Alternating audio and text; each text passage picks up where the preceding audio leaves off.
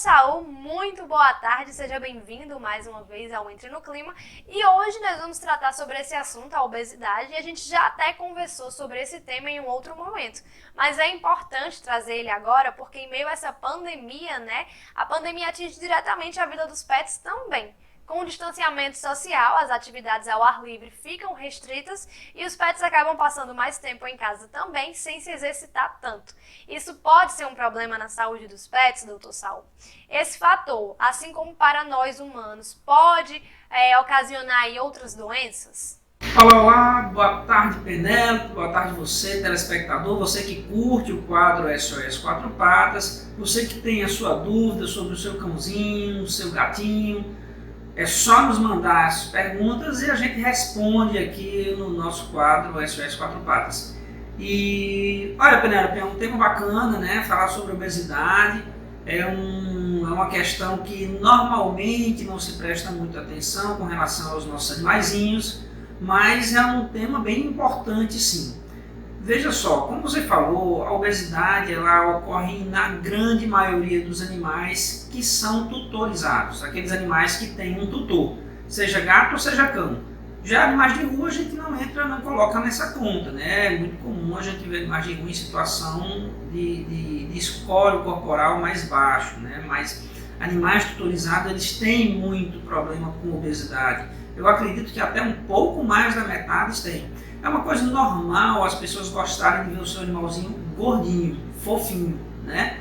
E às vezes se confunde até o peludinho, né? Às vezes o animal nem é tão gordinho assim, mas a pessoa gosta de ver ele fofinho, peludinho, né? E quando ele tem um pelo curto, a tendência é querer ver ele um pouco mais cheinho mesmo, com as costelinhas cobertas por aquela camada de gordura que tanto incomoda para o animal, mas que satisfaz a maioria dos tutores. E veja bem, a obesidade ela é sim um fator de risco para algumas outras doenças, igual aos seres humanos, né? E ela também pode ser consequência de algumas doenças. Alguns problemas hormonais, como o hipotireoidismo, ou alguns problemas de tumores em glândulas que alteram as proporções hormonais, podem provocar um aumento na capacidade de acumular gordura do animal, mesmo ele comendo normalmente. Então é bom a gente ficar atento, é bom a gente ver se o animal está muito gordinho ou não, né, para que a gente não aumente o risco de vida dele para algumas doenças. Doutor Saul, além do sedentarismo, a alimentação também é um fator determinante para a obesidade, né? E existem tutores que optam, pela ração e existem outros que optam por alimentos naturais e há ainda aqueles tutores que misturam os dois tipos de coisa. O que é que você recomenda? Olha, Penélope, realmente, com relação à alimentação de pets, a recomendação é sempre que dê uma alimentação de boa qualidade. Hoje a alimentação natural está muito em moda, mas tem que se ter alguns cuidados, principalmente com relação a quem prepara essa alimentação natural. O ideal é você levar o seu animal para um médico veterinário, algum que tem até uma certa experiência com nutrição animal. Ele vai avaliar o escório corporal do animal, vai ver como o animal está, se ele está magrinho, está gordinho, e ele vai orientar, dizendo para cada situação, se é um animal que faz exercício, se é um animal que praticamente fica só comendo e dormindo, se é um animal que está amamentando, se é um animal que está passando por algum problema de saúde, precisa de uma alimentação específica, né? Existem alimentos específicos para quem tem problema, para animal que tem um problema hepático, animal que tem um problema renal, animal que tem um problema cardíaco. Então, o médico veterinário ele vai examinar especificamente o seu animal, a condição em que ele se encontra, se ele está fazendo ou não algum tipo de exercício e vai prescrever a alimentação adequada para aquela situação. Se vai ser uma ração seca, ou uma ração úmida, ou uma alimentação natural, aí ele que vai decidir no momento em que avaliar o animal. O recomendável, o aconselhável é que você siga a orientação do médico veterinário. Isso é o que vai lhe trazer segurança e garantia de que ele vai estar comendo a alimentação adequada. Doutor Saul, e os petiscos? Pode ou não pode? Veja, com relação aos petiscos, eles são muito pouco usados aqui no Brasil. A verdade é que em países como os Estados Unidos e na Inglaterra, os petiscos são guloseimas que são muito mais usuais, né? Os tutores compram com maior frequência, tanto para o animalzinho saborear ali, como também para dar lições, treinamentos, né? Recompensa quando o animal faz aquilo que se é solicitado. Aqui no Brasil, isso é muito pouco usual. Então, com relação a petiscos, pode sim ser dado, né? É sempre que seja usado de forma inteligente, né? Para que você treine, tire proveito e dê recompensas em horas adequadas, corretas, sempre que o seu animal fizer a coisa certa. Como a guloseima pode ser dado também, mas não pode exagerar, né? A gente vê pessoas que ao invés de comprar o petisco próprio para o animal, ele faz uso de um espetinho, né? Vai na churrascaria, vai no espetinho, aí leva 1 ou 2 espetinhos para o animal como se fosse o petisco. Mas é mais adequado, mais recomendável que você compre o petisco adequado, ele já vem desidratado, o animal acha delicioso, não tem risco de você guardar para dar depois, porque ele não estraga.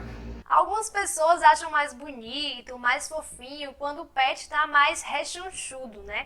Como é que a gente pode identificar se o pet está acima do peso, se aquele peso é natural? E eu tenho mais uma dúvida, doutor Saul. Existem raças que estão mais propícias à obesidade? Veja só, Penelope. Como identificar?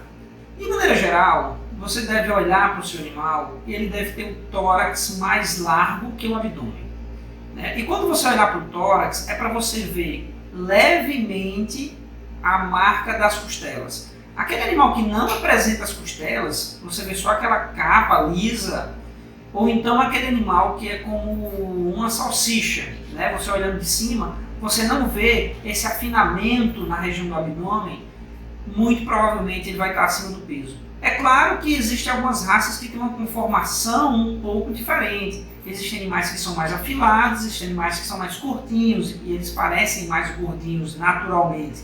Então é preciso se considerar um pouco também a relação da raça, né?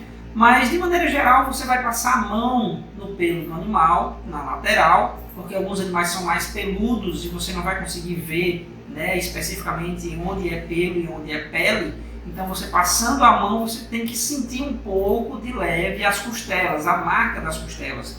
Se você sente só aquela coisa lisa, isso significa que o seu animal está um pouco acima do peso. De toda forma, o ideal é você levar um médico veterinário que ele vai saber avaliar. Existem alguns exames que a gente consegue fazer para identificar se o animal está acima do peso ou não. Na verdade, a gente mede tanto colesterol como triglicerídeos também, para saber se essas taxas também estão adequadas ou estão acima do peso. Com relação a raças, olha, tem sim. Tem raças que têm mais tendência a engordar. Tem raças que são mais afiladas e elas têm mais dificuldade em engordar, elas comem muito. Eu acho que isso acontece com os seres humanos também, né? Tem gente que come pra caramba e é magro e ruim, não é, Penélope? Doutor Saul, como é o tratamento para a obesidade nos pets? E essa questão também acredito que ela vai muito da consciência dos tutores, né? Olha, Penélope, o primeiro passo é levar ao médico veterinário. Não vá querer fazer uma dieta no seu animal sem o conhecimento adequado. Você pode prejudicar a saúde dele. Levando ao veterinário, ele vai conseguir examinar o seu animal, ver o quanto ele está acima do peso, ele vai pedir os exames adequados e, em cima disso, ele vai lhe dizer a melhor forma de fazer a perca de peso. Lembre-se que ele pode estar acima do peso porque come demais, mas ele também pode estar acima do peso porque está comendo em horas erradas, como também ele pode ter alguma doença que está provocando o ganho de peso. Como eu falei no início, hipotireoidismo, por exemplo, aumenta a capa de gordura do animal e simplesmente fazer ele comer menos não vai diminuir, é preciso tratar o hipotireoidismo. Animais que têm diabetes também, eles sofrem com ganho de peso inadequado, né? E se a diabetes não tiver controlada e ele for insulino dependente, ele pode até comer muito e não ganhar peso, porque a glicose não está sendo absorvida pelas células. Então é necessário que o médico veterinário examine a saúde do seu animal para simplesmente não dizer que ele está gordo porque está comendo muito, reduzir a alimentação e o seu animal ter problema de saúde sem ser diagnosticado. Faça isso, faça de forma adequada, o veterinário vai lhe orientar e vai dizer como é a melhor forma do seu animal perder peso, avaliando a saúde dele. Doutor Saul, além da obesidade, o hipotireoidismo ele também atinge os pets. Mas é uma doença muito grave nos animais? É comum? Olha, Penélope, o hipotireoidismo ele acontece sim nos animais, né? Cães e gatos têm, porém é muito raro em gatos. Nos felinos é mais comum o hipertireoidismo.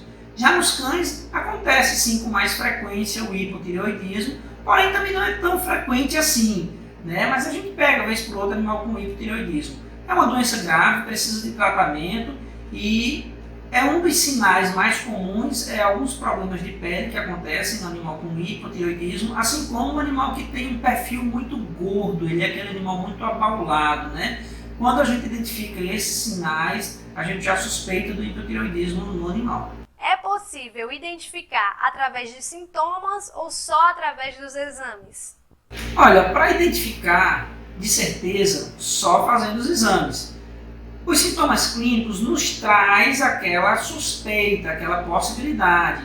Como eu falei, um animal que apresenta uma gordura bem desproporcional, o tronco muito largo, as pernas finas, a cabeça pequena, né, uma grande quantidade de gordura na base da cauda. Você vê que é um animal que tem uma gordura muito desproporcional, né, muito exacerbada, e normalmente ele apresenta alguns problemas de pele, algumas regiões com queda de pelo. Às vezes é comum o escurecimento da pele em algumas regiões, e essas quedas de pelo elas são simétricas. Você vê que cai pelo de um lado e do outro lado do animal cai pelo quase igual. É como se as áreas de queda de pelo elas acontecessem igualmente dos dois lados, né? Ou então na região central, ali da parte de cima do dorso do animal.